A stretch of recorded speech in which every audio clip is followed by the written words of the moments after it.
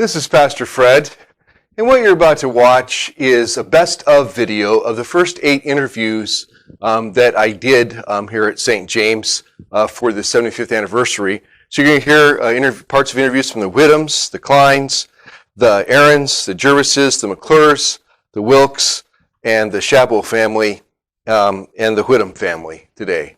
And we hope you enjoy these little excerpts. Probably a lot more I could have added in here, but you got to just trying to find the little nuggets and good parts. So I hope you enjoy this. Thank you. I was president of Habitat at the time, and we had an event for pastors out in Mishiga, and Pastor Carlson was there, and I mentioned to him we were looking for a church. And the very next day, we came home, and he and 2 people, Joellen and Stoner, were sitting in our driveway waiting on us and talked to us. Well, the funny part is when they came in, we had a dog, and of course the dog had made messes in the yard. Joellen stepped in it. And so most of the time we were there, Pastor Carlson was cleaning her shoes off while he was talking to us. But anyway, we did come here then, and the first time we came, we'd heard stories about Missouri Senate that we didn't like, but Sure. but a lot of them weren't true. But anyway, when we came, Pastor Elvishacker at the time, who had been an ECL pastor, had also started here. Well, he was sitting on the aisle when we came, and we went up to communion. He just reached out and tapped me and said, "You're at home now." And for some reason, I just knew that was the truth, that that we were in the right place at the right time. Yeah. So it really did feel like we were called here then. That's pretty We've been here ever since. So. How about you? Well, I think the thing that thrilled me the most was we had a meeting at a coffee shop with a bunch of ladies, and they said, Margaret Smith said, we need to have some kind of fundraising thing to do. And my friend Karen whispered to me, she said, you want to do something? And I said, as long as we don't do, there's a certain thing that goes around town that everybody uses for their fundraiser. I said, I want to do something different, something that they don't say, oh yeah, another one of those fries. And so then I said, let's do a pulled pork, because we'd tasted the Covered Bridge Festival pork event they had. Oh. And it was so good. And so I through some friends of mine, contacted the people that do that, and they said sure, they'd talk to me. So Karen and I went over there, worked it all out, had no idea how many people might come for the first time, had no idea how much meat to order because we didn't know how many people. And the first year I think we made $93, and this past year we made $5,000. So yeah, it's been very profitable, and we've had other people ask who we got and how we did it and all that. Probably from other churches, I don't know. But they're very good to work with. The food's very good, and it's been very good for our church. Yeah, and following up on that, just we're both in Kiwanis, and a lot of the people in Kiwanis are in various organizations, and all that money you make, you give to agencies in town. So it's not, St. James does not keep the money. No. And so I know we both had people walk up and say, hey, thanks for the $1,800, the $2,000. And I remember one time, first I was like, well, who gave you that? It's like, well, the women gave you that. So it's like, oh. So that's a real witness in town about the faith of the members of St. James, particularly the women who do that. It's talked about. How is that made you stronger in your faith? And yes. Well, I think the Lutheran faith in general taught us to really love. The love of God would be the biggest thing. There is hell, but the love of God is so strong that we can be so thankful for that. I think that's what we learned through the Lutheran faith in general. Here at the church, we've learned it through the people of St. James. Really, the love of God is through the people. It's just amazing, really, at times. Yeah. And if you've been through a situation like we have, you see it more, I guess, but it's really just an amazing thing. Yeah, I've heard when people have come from other backgrounds, That's one of the things they notice is that there is that emphasis on the gospel Yes. and forgiveness that Yes. that is kind of mixed up with the law in a lot of other church bodies, I think, Oh, and yeah. there is that It difference. is a big difference. Matter of fact, some friends of ours had invited us to Grace Lutheran when we first went there, but we had talked a lot about religion and stuff like that, and it just kind of felt right from the beginning when they Sure. started talking about the Lutheran faith. The world needs a Lutheran faith. The world needs to know about the love of God the way the Lutheran faith teaches it. And so, like we were teaching the middle school kids when we had absolutely no idea what we were doing. And We hadn't had middle school kids yet. and he put us with you had- middle school. And so he talked about being in the kitchen, and so we would bring cinnamon rolls. You were literally teaching we were In the kitchen. That's where the class. No, that's where the class No, met. we were in the kitchen. Yeah. And then we figured, well, since we really don't know how to deal with these kids, we'll feed them. And so we learned along with them, and that was kind of fun. We learned the lessons along with them, and we kind of learned about that age group before we had to deal with it with our own kids. So that was. And learning about how Lutherans believe and the faith and all that. Mercy and grace were never a big part of my church growing up. Oh, okay. It was always, straight and narrow. You backslide, you're back to square one. Oh. Maybe they didn't mean it that way, but that was in my head. And in here, there's grace and mercy, and we didn't do absolution and confession. Right.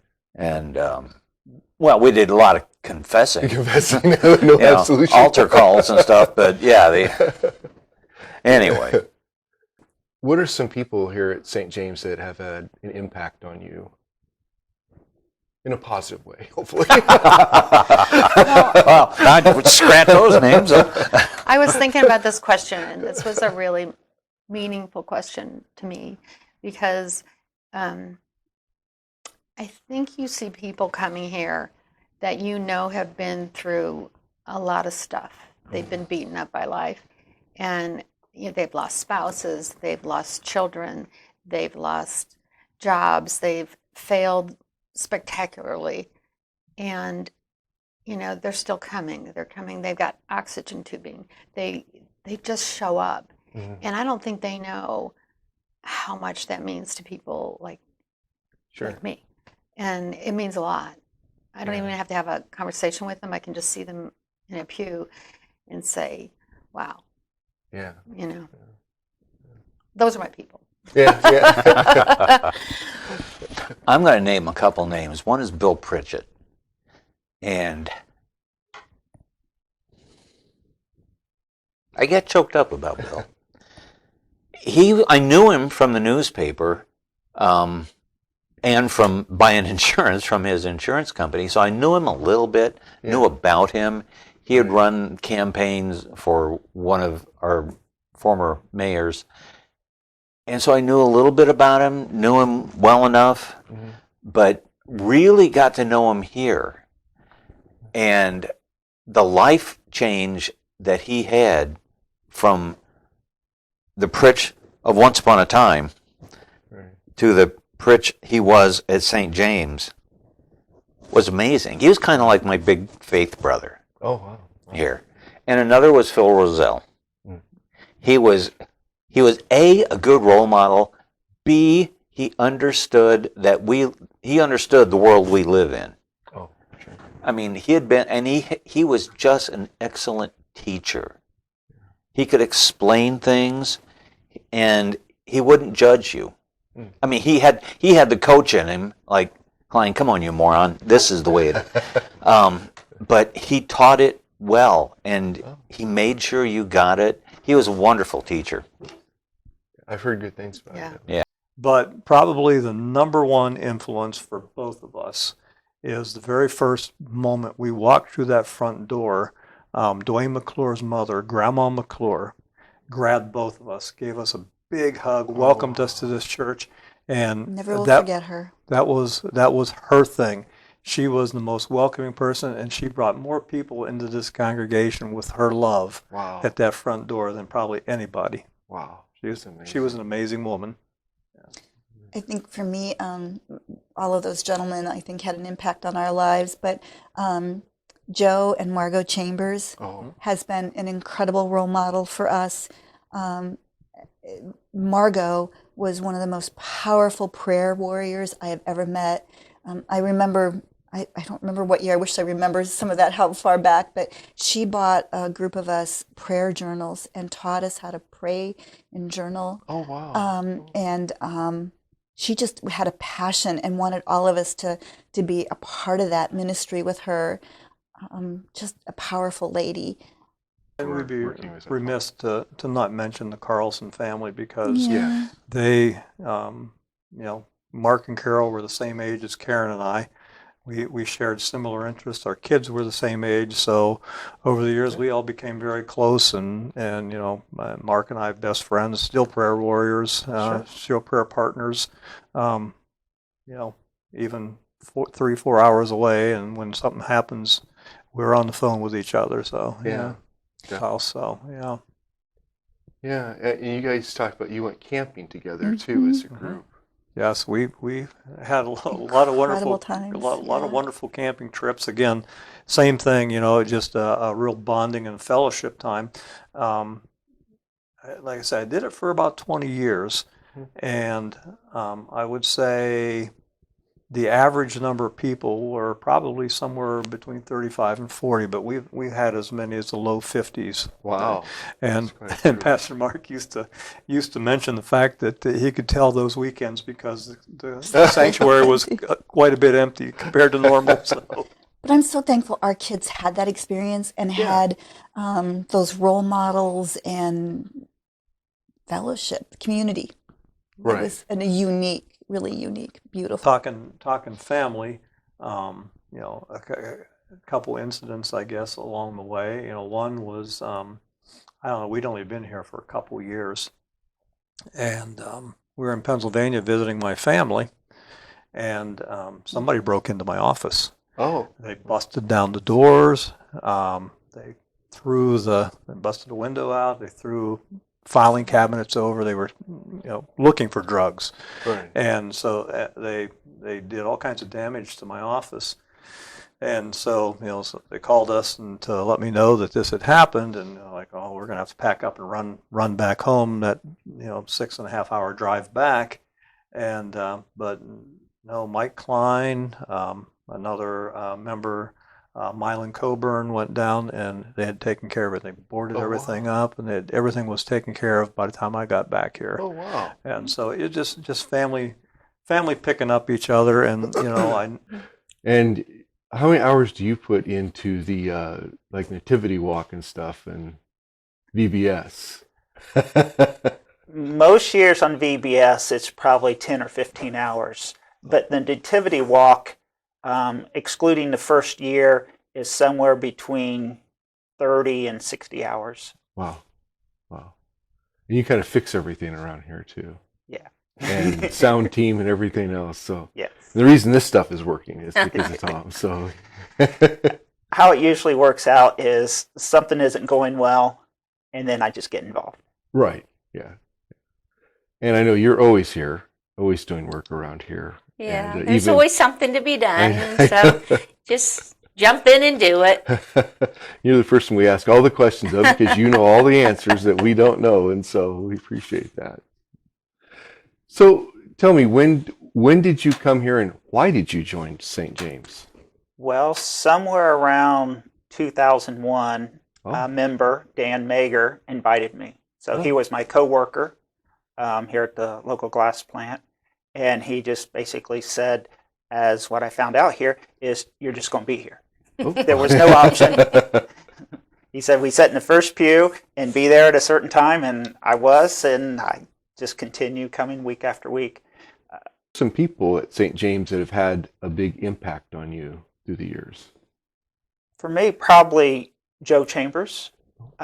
So I was put in his sheep pen when I became a member. And you could kind of tell over time that he was mentoring me. Made sure I was involved in things. And then when they were looking for another elder, then he officially became my mentor. So there was time in which when you would be starting as a elder, that there'd be someone to make sure that things are going well. Oh, okay. So how long have you been an elder? I'm guessing it was probably 06, so we're, wow. Oh, okay. That's So 18 years. 18 years or so. What about you? For me, Joe and Margot Chambers, both when we were in their sheep pen. Yeah, Margot was somebody that I really looked up to. She, and just them together as a couple, they just had a wonderful marriage that I thought, boy, you know, I strive to have that same kind of marriage that they had. Kathy Mathias got me involved in VBS, so I love still work with Kathy all the time, so I love working with her. Elda Ivy got me involved in Altar Guild. She decided that she wanted to step away from it, and she said, I think you'd be good at that. You need to jump in. So, okay, I'll try that. So, and then Jo Ellen Stoner's another one who, she used to be the congregational secretary for years and years. Okay. And when she got ready and decided that it was time for her to step away from that position, she approached me and she said, I don't want to leave until I know I've got somebody to replace me. So that's how I became the congregational secretary. Was Jo Ellen tapped me on the shoulder and said, it's your turn. Today we have Dwayne and Dottie McClure with us, and they have been long-term members of this congregation. In fact, Dwayne was here at the very beginning, long before the church was in this location. Right. As a matter of fact, it's moved a couple times. A couple times it's moved here. Times. So I always start with the question of well, I'll start with a different question. How did you become a member of this congregation? How did that all start? Well, I was confirmed at St. John's Okay. on 16. 16th Street Okay. in Galveston. Okay. And I got tangled up in the Sunday school. My parents, Dottie McClure and Donald McClure, they were very active in the church. The doors were open; they were there. Oh. That's how my life was. You're always at the church. And the rest of the brothers, yeah, and the sister. And we started out at the Spencer Hotel. This is the city jail now. Oh, is it city jail? Yeah. Okay, well, that's interesting. That's where it was. But they had a big ballroom, and every weekend they had a real good time. Oh, okay. So they think. But it was a job that we had to do, or we couldn't. There's no way we could. We couldn't handle it that way. So you had to clean up the ballroom for the night before so you could have church on Sunday. Ready for a Sunday morning service.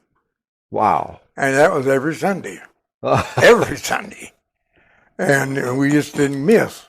And we stayed there for several years. And then we got thinking about moving out. The reservoir was a big eye catcher for us. We thought maybe we'd get out to close to the reservoir. Oh, really? Oh. Yeah, that was our intention. Oh, okay. Very first. And so we kept moving.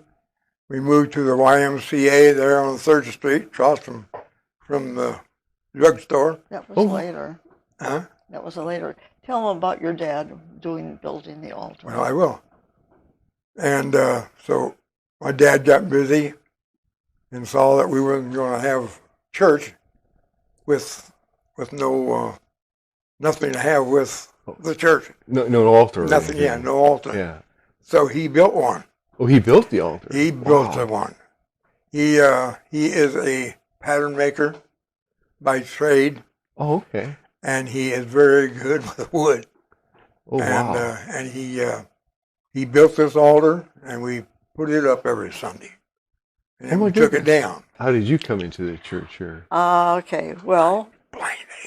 I met Dwayne. I was from the northwestern part of Indiana, up in the Notorious area, and I was taking my nurse's training in Gary.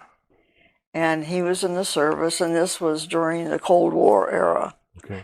where they they had missile defense for major cities, and this was for the Chicago area. Oh, okay. And they were all underground, so if you went past, you had no idea.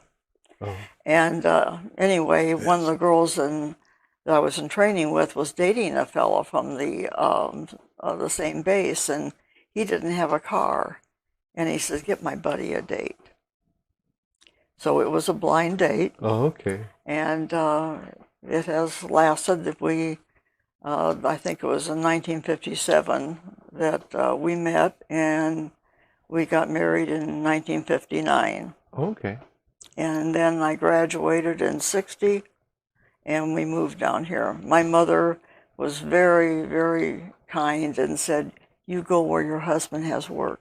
Oh, okay. And so that just erased anything like, well, I don't want to leave my family, because I left them all. Sure. And when I moved down here, and the first time that I met his family, he says, "And this is my brother, and this is my brother, and this is my brother."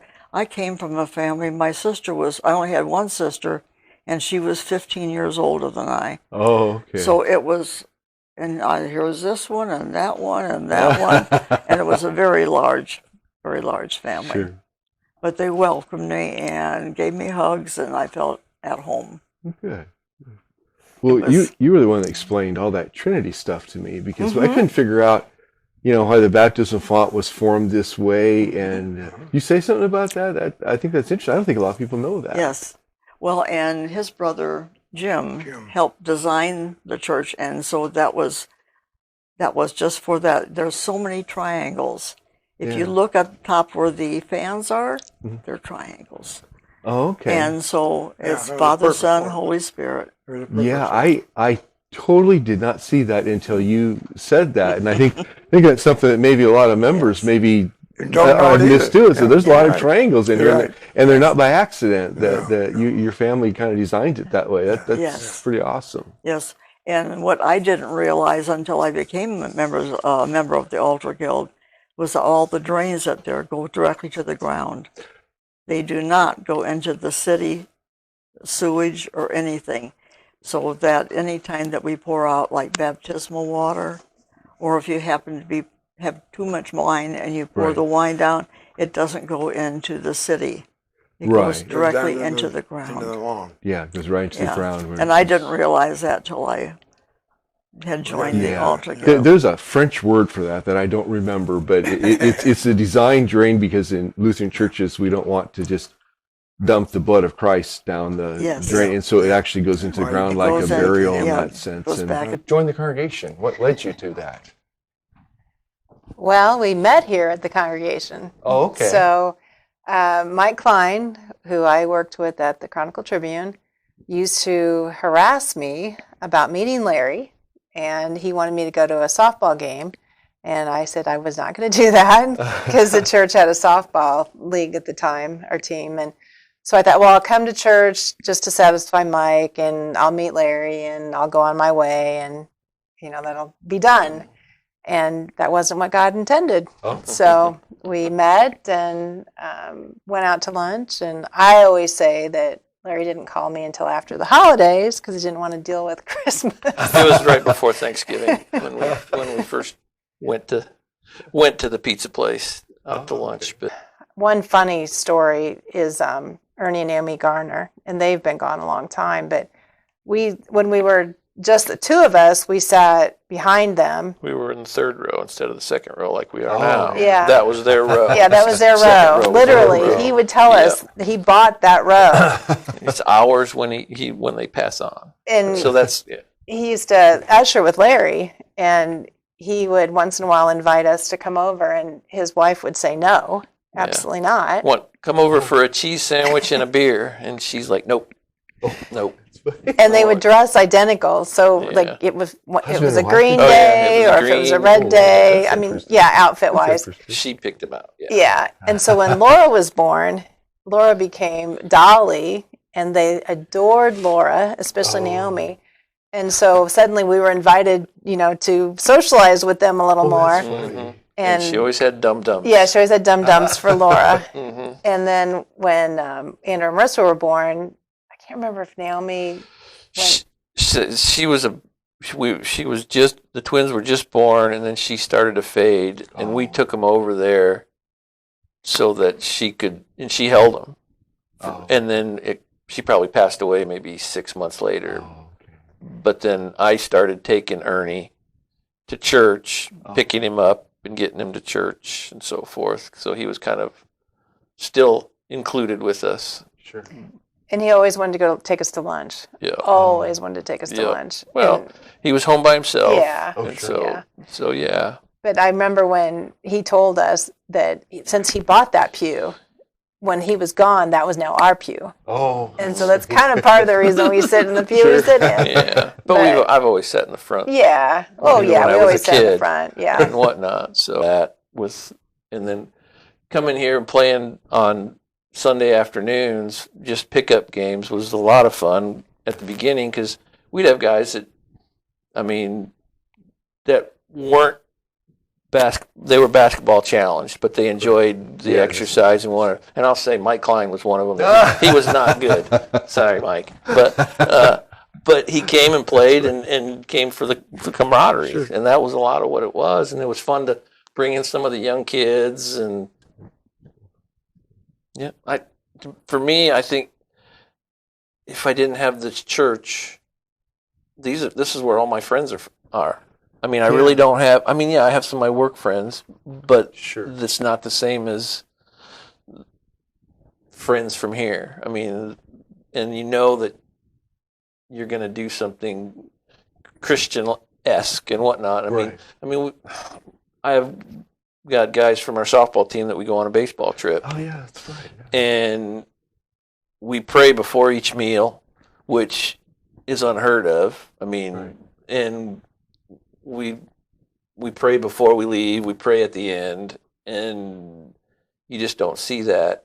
And you guys have traveled quite a bit. I mean, you guys went to the Field of Dreams, didn't you? We went to Field of Dreams. Various other places. Yeah, we're going to Cooperstown in April. Oh, you are? Oh, wow. So, that's cool. Yeah, we hit everything pretty much east of the Mississippi. Oh, wow. So. Well, when things are going good, everybody can be happy and things like that. But when there's adversity and challenges, you really see the integrity and professionalism of people. And just like any church, we've gone through challenges and adversity. The devil is going to continue to work on Christians. We know that. And, 3 people in their leadership stand out to me. Joe Chambers and Jerry Whitton were both executive directors for a period of time. Right. And then Linda Kretzinger was the choir director for many years. Right. And I just looked to them when things were tough, that their behavior was so Christ-like, compassionate, and graceful. They emulated what I would like to be like when things are tough. And right. And so for me, those people meant a lot there. In addition to that, Pastor Mark Carlson, of course, he was here 25 years. Yeah. I wasn't here during that full term, but, we had a good friendship. I went through a divorce, and he helped through that. And, he was a wonderful counselor and compassionate and a good shepherd. And so going through those tough times again, you lean on those people, that your brothers and sisters in Christ. And so one of the things that stands out in my mind that was funny was the youth. I think this was before Vonda. Mm-hmm. And so it was the youth. We were going to Luther Haven, and it was October. And so we were able to go there for free because we were going to do some work for them. Oh, okay. And it's kind of cold out. It's October. So we did things like we split wood. And one of the things that we did for fun was the mud hike. Oh. I don't know if are you familiar with that? No, I've been to Lutheran sometimes, so I don't remember the mud hike. So the mud hike it's a pretty good distance. I'm thinking maybe a half mile or maybe even more. Oh, wow. And you actually go through mud, and at the end you enter the lake. Oh. And of course it's October, and so it's cold, but nonetheless, it represents your sins, and then when you get to the lake, you wash off and you're cleansed through Jesus Christ, and that's the represent. And along the way, you're seeing hundreds and hundreds of shoes that have been left behind because they've been lost. Oh, wow. Yeah. Now my daughter thought she was going to get the full experience, Katie. So I went into the mud first, and it came up to my chest level. Oh, my goodness. Well, she decided to do a bomb in there. Oh. And she went under. Oh. Didn't get her feet down quick enough. So the whole mud hike, she's covered with mud. I mean, just completely filthy. Of course, by the time the kids get through all this, they're pretty well freezing. Yeah. And then at the end, when we get in the lake, we have to take out all the docks. Oh. And they're like, they're shaking. I'm like, let's just get this over with. But it was a great trip. We had a lot of fun. But there was some humor with that. Sure. My parents attended this church, and so I was born into this congregation in the church at Western Avenue, which and I was baptized there March 4, 1962. Okay. Pastor Norman Lecht, or Luke, I believe you say the name is. He was pastor. Then he was the second pastor of St. James after Arthur Groudon. Oh, okay. I never knew either one of those men. Pastor Feeney came later in that year. Oh, okay. In the fall of 1962, September, I believe. Okay. And he's the pastor I remember. He's the pastor that confirmed me and was responsible for most of my education over that time. So yeah, and so I was here at that church. I was at when we transitioned over to the YMCA, and then finally we moved into this building. And I was confirmed in 1974, and then not too long after that, I kind of became a teenager and disappeared. And now, your mom was one of the first members, though, wasn't it? Or she probably was not an original member, but she was pretty early on in the 50s. Yeah. We have a photograph, my mom does, of her and my dad out in front of the Western Avenue Church just after they had gotten married there. So then they got married in 53. Oh, so your parents got married at St. James. And I have a confirmation certificate from my father. He was confirmed there in 56. Okay. Oh, wow. I have to imagine he might have been baptized there also, but I do not know. My mom would have been baptized earlier. Okay. So yeah, they would have known a lot of the original members. Absolutely. But I want to make sure that people probably remember the cookie walk.